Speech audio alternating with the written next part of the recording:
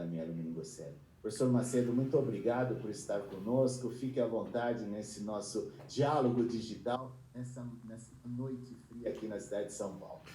Obrigado, Sérgio. Eu queria dizer que realmente para nós é uma honra fazer parte desse grupo tão seleto e com tanto conhecimento e com tanta experiência. Na verdade, eu me lembro, Sérgio, você falou que esse grupo já está junto há 17 anos, mas eu me lembro perfeitamente, foi um dia marcante na minha vida, no dia da minha livre docência, isso foi em 2001. Eu lembro que você veio lá no Anfiteatro Leitão da Cunha me cumprimentar. Então, naquela época, nós já interagíamos e já fazíamos esse trabalho na Unifesp, que me dá muito prazer.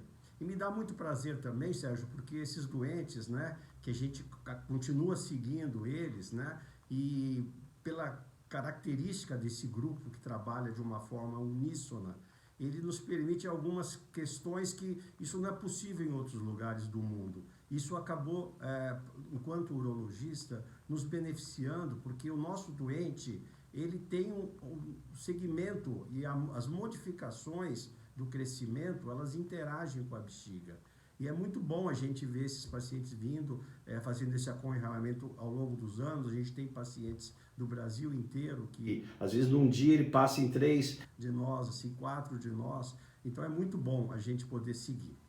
Bom, você disse bem, é uma cirurgia de alta tecnologia e realmente isso traz um benefício para o paciente muito grande. Mas, de fato, como vocês viram, aquela região onde você tem o defeito medular é uma região crítica da inervação do órgão, que é a bexiga. A bexiga, ela tem duas funções. Ela precisa ser um órgão de armazenamento, como se fosse uma caixa d'água. Então, ele tem que ter a capacidade de ir enchendo e segurar aquela urina por um intervalo de tempo.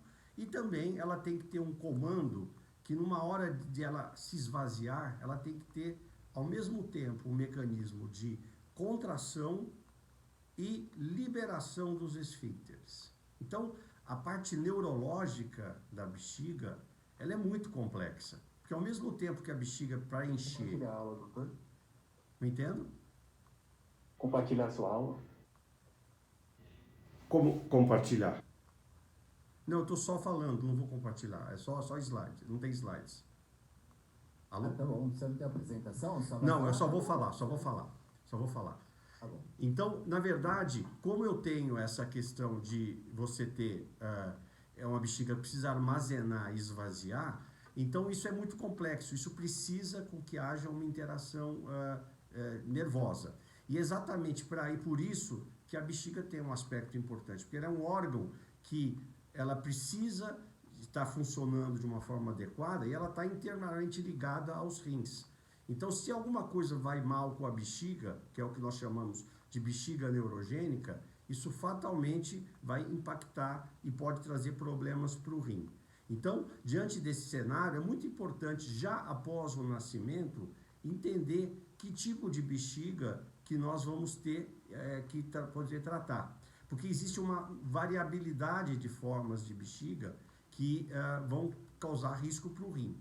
E a gente tem a capacidade de já identificar precocemente se existem bexigas de alto risco, de baixo risco, de alta pressão ou de baixa pressão. E isso pode influenciar na função dos rins. Então, eu tenho que manter esse diagnóstico precoce já logo após o nascimento.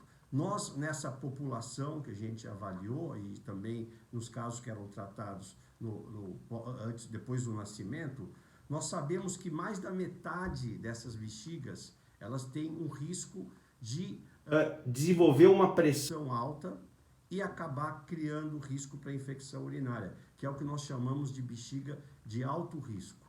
Essas bexigas que são de alto risco, elas são aquelas que vão levar o paciente a ter risco de infecção urinária, aquelas que vão para o pediatra precisar de tratar muitas vezes as infecções, são essas que acabam levando a um problema de perda de função renal. Então, quando nós recebemos um paciente com um quadro de bexiga neurogênica, todo paciente com mielomeningocele, ele tem bexiga neurogênica. Porque aquela área da medula que acabou comprometendo aquela região, ela vai acabar acarretando uma falha da inervação dessa bexiga. E eu preciso saber, nesse ponto inicial, que tipo de bexiga neurogênica que eu vou ter. E só tem uma forma de saber isso. Então, a primeira questão, como que eu vou saber se um paciente ele vai ter risco para começar a ter infecção urinária, se ele vai ter dificuldade de esvaziar essa bexiga porque ela não contrai, ou se ela vai ficar, ela é muito dura e ela não consegue ter elasticidade só fazendo alguns exames. Então, a gente já precocemente, com 3 meses, nós temos que identificar esse padrão de bexiga neurogênica fazendo um ultrassom de vias urinárias, um estudo contrastado da bexiga, que é um padrão para saber se essa bexiga ela é lisa, se ela é rugosa, se ela é mais musculosa ou ela é mais flácida, e principalmente a realização do estudo urodinâmico. O estudo urodinâmico é como se fosse uma medida da pressão. É como você medir a pressão do paciente, mas medir a pressão da bexiga. E a partir desse exame que nós conseguimos categorizar o risco e os padrões da bexiga neurogênica e dizer um tipo de tratamento.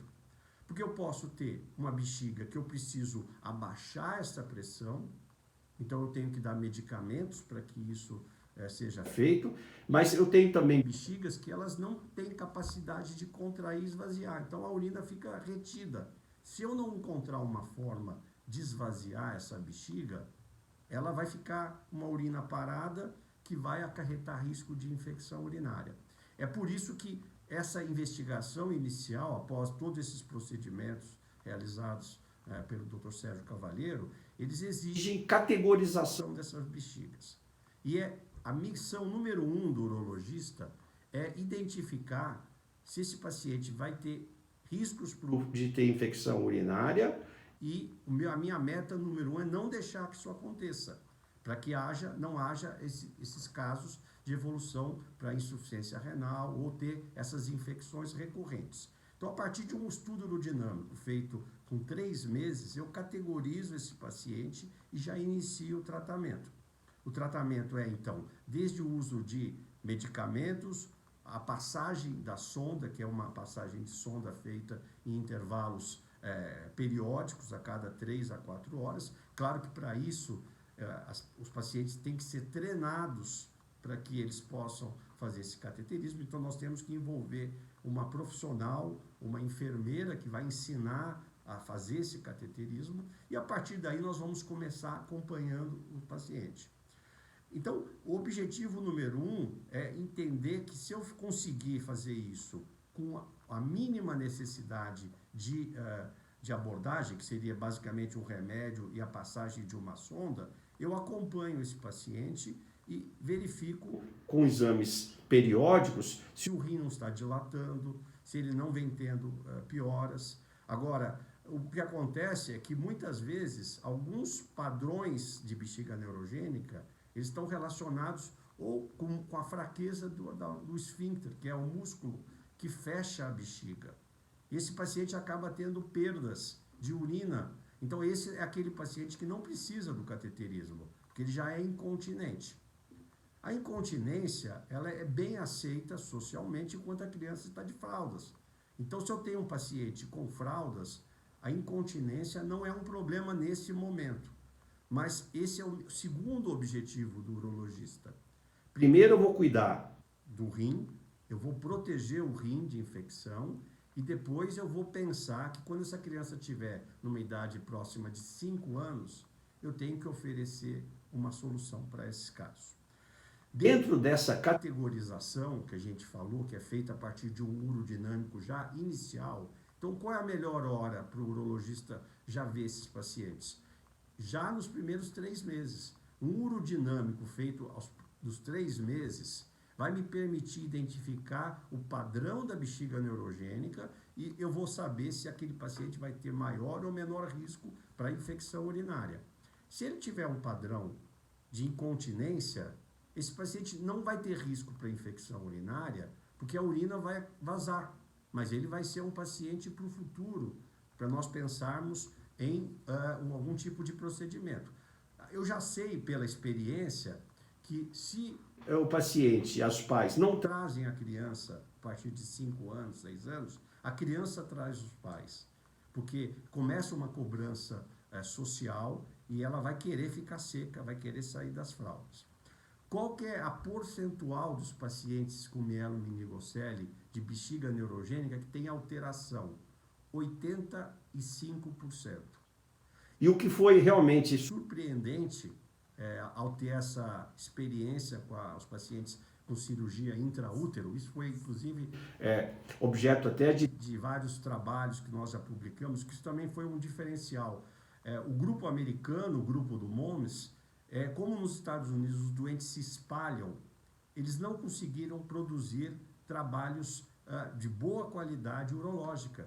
E nós, por essa característica de termos o doente nos acompanhando, a gente acompanhando eles ao longo do tempo, fazendo estudo urodinâmico na mesmo equipamento, nós tivemos uma possibilidade de estudar isso de uma forma longitudinal. E realmente, hoje nós temos 6 ou 7 trabalhos. E o conhecimento urológico, a maioria do conhecimento urológico na cirurgia intraútero, ela vem a partir dos nossos trabalhos, o que nos dá essa alegria, mas obviamente o reconhecimento ao Sérgio e ao Moron, porque se eles não tivessem iniciado esse trabalho, a nossa parte ela não poderia ter sido desenvolvida, né? Então, se as coisas vão bem, eu consigo manter essa linha só de acompanhamento clínico. Agora, existem situações que os remédios não relaxam a bexiga. A pressão continua alta. É como alguém tomar remédio para pressão e aquele remédio não funciona. A bexiga fica pequena, alta pressão. Eu costumo comparar com os meus pacientes que uma bexiga de alta pressão é como se fosse um elevador cheio às 6 horas da tarde, que as pessoas querem entrar dentro desse elevador e não conseguem entrar. Formam-se filas. Essas filas é a urina descendo do rim, começando a dilatar. E aí a urina, eu também gosto de comparar para os meus pacientes, que a urina ela tem que ser como uma cachoeira, circulando, renovando, água limpa. Se ela tiver uma poça de água parada, retida, apertada, pequena, isso vai levar à infecção urinária. Aí que entra as cirurgias de reconstrução da bexiga. Essa é uma outra coisa que eu falo sempre para os meus pacientes. Enquanto o problema estiver na bexiga, por isso que tem que ter visto pelo urologista, que tem experiência. Não adianta só ficar olhando com ultrassom os rins, e geralmente os clínicos que não têm a vivência de bexiga neurogênica, eles acham que se o ultrassom mostra que o rim não está dilatado, está tudo bem, quando não. É a pressão da bexiga que é o fator determinante. Então, existe jeitos de você fazer cirurgias para ampliar a bexiga, para aumentar o tamanho dela. Então, isso é feito com uso do próprio intestino do paciente, em que nós pegamos, separamos uma extremidade e fazemos uma bolsa, abrimos essa bexiga e trazemos essa bolsa e unificamos isso numa bexiga só. É uma cirurgia trabalhosa, uma cirurgia de 4 a 5 horas. Ela envolve realmente você trabalhar no intestino, mas ela hoje é uma rotina. E hoje a cirurgia que nós oferecemos para os nossos pacientes é diferente daquilo que se faz na literatura. É uma cirurgia que nós desenvolvemos. Ela tem inclusive o nosso nome, cirurgia de Macedo, e já tem mais de 20 anos. Então a gente tem condições de oferecer esse tratamento também com muita qualidade e com muita segurança. Agora, é fundamental que quando a continência passa a ser um problema, o desafio também é grande, porque não basta só aumentar a bexiga. Eu vou ter que criar uma resistência e a gente não consegue fazer um esfíncter, que é um músculo que abre e fecha, abre e fecha. Para isso, muitas vezes, a gente tem que encontrar alguns artifícios e acaba tratando. E também um desafio que o urologista pediátrico acaba assumindo, que não adianta eu também deixar um paciente totalmente seco da parte urinária se ele fica incontinente ou com problemas intestinais. Porque a mesma forma como a bexiga neurogênica e a mielomeningocele acarreta problemas na bexiga, ela também acarreta problemas para o intestino. E a forma que também a urologia pediátrica encontrou, que ela foi análoga àquilo que se desenvolveu ao criar pequenos umbigozinhos por onde você passa a sonda pelo abdômen, foi criar também um umbigo por onde você entra no intestino para lavar esse intestino e limpar completamente. Com isso, a gente consegue oferecer uma qualidade de vida para os pacientes muito boa e a gente consegue ter uma evolução muito boa. Então, eu queria aqui deixar, em resumo, os pontos principais da ótica do urologista. Primeiro, bexiga neurogênica é uma unanimidade. Quem tem mielomeningocele tem obrigatoriamente bexiga neurogênica. É importante já precocemente categorizar essas formas de bexiga neurogênica. A forma incontinente, a forma de alta pressão, de alto risco, e já tratar. A minha meta número 1 do tratamento da bexiga neurogênica é não deixar que o problema da bexiga chegue nos rins. Eu não quero ter aquela mãe me ligando, internando o paciente no pronto-socorro, com antibióticos. Então, esse é o objetivo, a gente encontrar uma forma. Sempre começamos com as formas mais simples, ajudando a esvaziar a bexiga, usando o cateterismo, que é a passagem da sonda, dando remédios para essa bexiga afrouxar, e quando isso não acontece, a gente coloca a cirurgia como um ponto final. E aqueles pacientes que não estão em risco, porque tem uma bexiga em que o problema principal é a incontinência, esses a gente vai poder ter mais tranquilidade para preparar o planejamento de tratamento, e a pressão social ela passa a vir a partir de 5, 6 anos de idade, e aquela situação que a criança traz o paciente para a gente resolver. Então, eram essas mensagens.